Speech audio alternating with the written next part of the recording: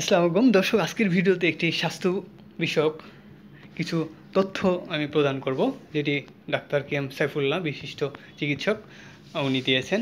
আপনার ঠান্ডা জাতীয় যদি কোনো সমস্যা থাকে, হেঁচো বা হাঁচি হয় খুব ঘন ঘন, তাহলে আপনি এই উপাদানগুলো মিশ্রিত করে খাবেন, খুবই উপকৃত হবেন। সেটি হচ্ছে আপনার কালো জিরা থেতো করে, অর্থাৎ সেটিকে লিকুইড করার জন্য আপনার এটা লিকুইড করতে হবে। এরপরে হচ্ছে তুলসী পাতা থাকবে 7টি, স্কিম দুধ 1 গ্লাস, কাঁচা হলুদ কুচি 1 চামচ এবং খাঁটি মধু 1 চামচ। এই কয়েকটি উপাদান মিশ্রিত করে আপনি পানির সঙ্গে মিশ্রিত করে সেটি কিছুক্ষণ ফোটানবেন এবং সেখানে কিছু মধু মিশিয়ে দেবেন। এরপরে সেটি খাবেন। তবে ডায়াবেটিস যারা রোগী তারা মধু এড়িয়ে চলা ভালো, এটাই জানাচ্ছেন এই চিকিৎসক। সেহেতু এটি একসাথে খাবেন, আপনার হাঁচি দূর হবে খুব তাড়াতাড়ি।